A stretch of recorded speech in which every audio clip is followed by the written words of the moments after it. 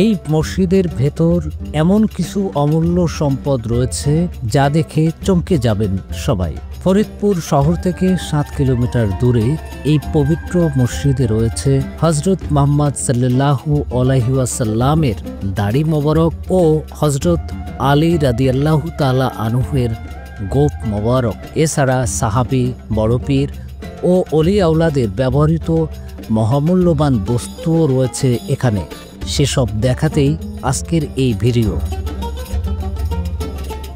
মসজিদটির নাম গিরদা দরগাহ বাড়ি জামে মসজিদ। এই মসজিদের সঙ্গে রয়েছে একটি জাদুঘর। 1412 সালে সুলতানি আমলে ইসলাম প্রচার করতে ফরিদপুরে আসেন হজরত শাহ আলী বাগদাদি রহমতুল্লাহি আলাহি। তারপর অনেক ইতিহাস, আমরা সেই ইতিহাস শুনব শাহ আলী বাগদাদি রহমতুল্লাহ আলাহির 12তম বংশধরের মুখে। তবে তার আগে দেখে আসা যাক জাদুঘরে কি কি রয়েছে। কালার এক্সপার্ট, জর্জ স্যাপ এবং মাইল্ড অন হ্যান্ডস টেকনোলজি সমৃদ্ধ অরিক্স ক্রিস্টাল ওয়াশ আপনার লন্ড্রি এক্সপার্ট। 21 নভেম্বর শুক্রবার জাদুঘরে বেশ কয়েকজন দর্শনার্থীর দেখা মেলে। তারা ঘুরে ঘুরে পবিত্র আমানতগুলো দেখছেন। আপনি যদি এখানে আসেন, সবার আগে আপনার চোখ আটকে যাবে বিশ্বনবী হজরত মুহাম্মদ সাল্লাল্লাহু আলাইহি ওয়াসাল্লামের দাড়ি মোবারকের উপর। চমকে যাবেন, নিজের চোখকেই নিজে বিশ্বাস করতে চাইবেন না। এ তো সত্যি সত্যি মহানবীর দাড়ি। শুকরিয়া করবেন। এরপর আপনার চোখ আটকে যাবে হজরত আলী রাদিয়াল্লাহু তাআলা আনহুর কোপ মোবারকের উপর।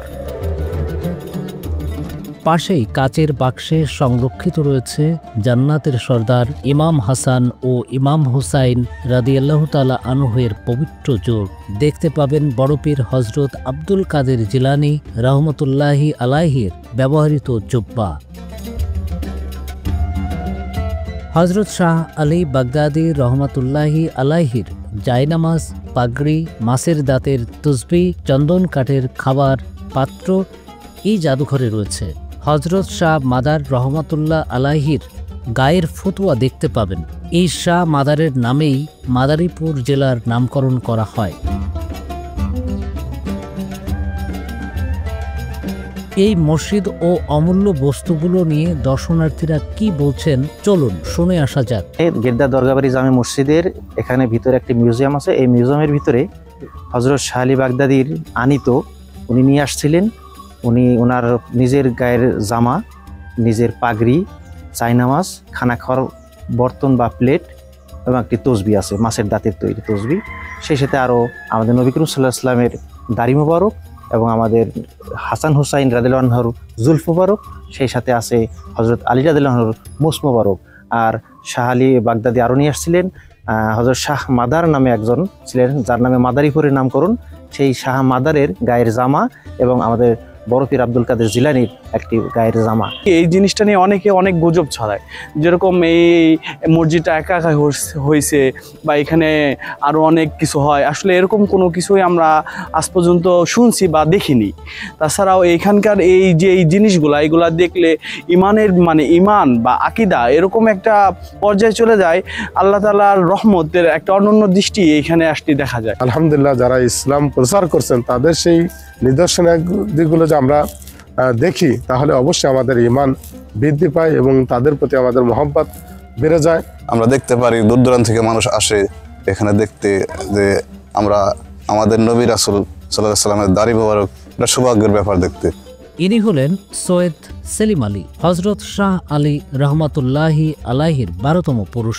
তার কাছ থেকে এবার আমরা ইতিহাসটা জেনে নেব। আলী বাগদাদি রহমতুল্লাহ 100 জন সঙ্গী সাথী নিয়ে এই পাক বরকত মধ্যে আসেন এবং প্রথম তিনি দিল্লি আসেন। দিল্লির সুলতান তখন ছিলেন সুলতান আলাউদ্দিন শাহ। তারা উনি আসেন এবং সেখানে ওনার সাথে ওনার সাক্ষাৎ আবার পরিচয় হয়। এবং সেখানে আরেক ভদ্রলোক ছিলেন যার বাড়ি এই অঞ্চলে, ওনার নাম গুল মোহাম্মদ সওদাগর। তিনিও দিল্লিতে থাকতেন, ব্যবসায় উদ্দেশ্যে দিল্লি যান বা ওনার মূল বাড়ি এখানে। দিল্লির সুলতান আলাউদ্দিন শাহ তিনি প্রথম ওনার কাছে বায়াত হন এবং তারপরে সুলতান এই গুল মোহাম্মদ সওদাগর ওনার সঙ্গে উনি এখানে আসেন। এখানে আসার পরে উনিও তার হাতে বায়াত হন এই গুল মোহাম্মদ সওদাগর। এরপরে উনি এখানে স্থায়ী বসবাস করেন।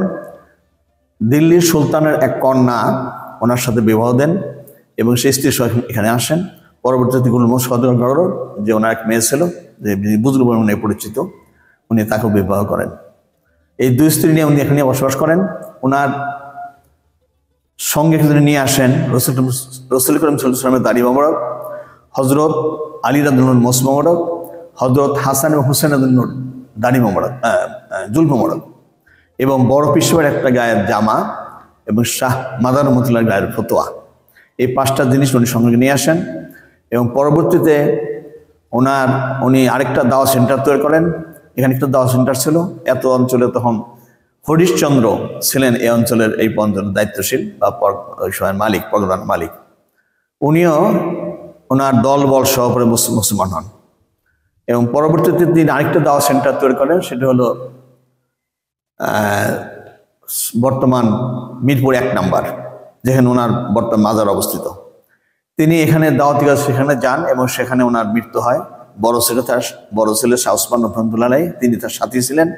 এবং ওই সময় যেহেতু যাতায়াত ব্যবস্থা তো উন্নত ছিল না যে ওনার লাশ এখানে আনা সম্ভব, এর জন্য সম্ভব হয় নাই। তারপর ওখানে তার দাফন হয়েছে এবং তার পরিবার উত্তরসূরি যারা ছিল তা এখানে বসবাস করেন।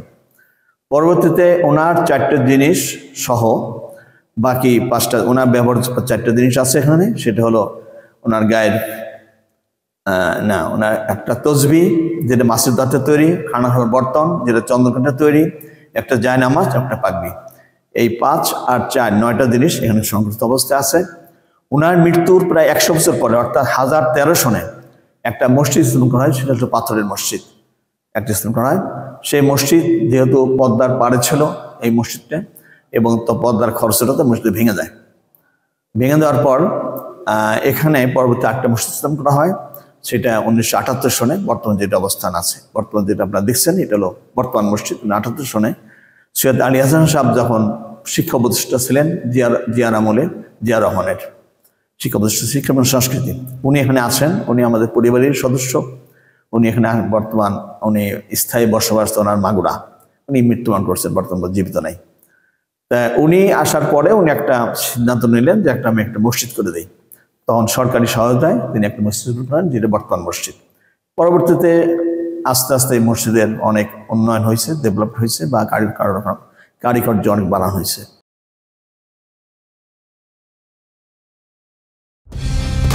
কালার এক্সপার্ট, জর্জ স্যাপ এবং মাইল্ড অন হ্যান্ডস টেকনোলজি সমৃদ্ধ অরিক্স ক্রিস্টাল ওয়াশ আপনার লন্ড্রি এক্সপার্ট।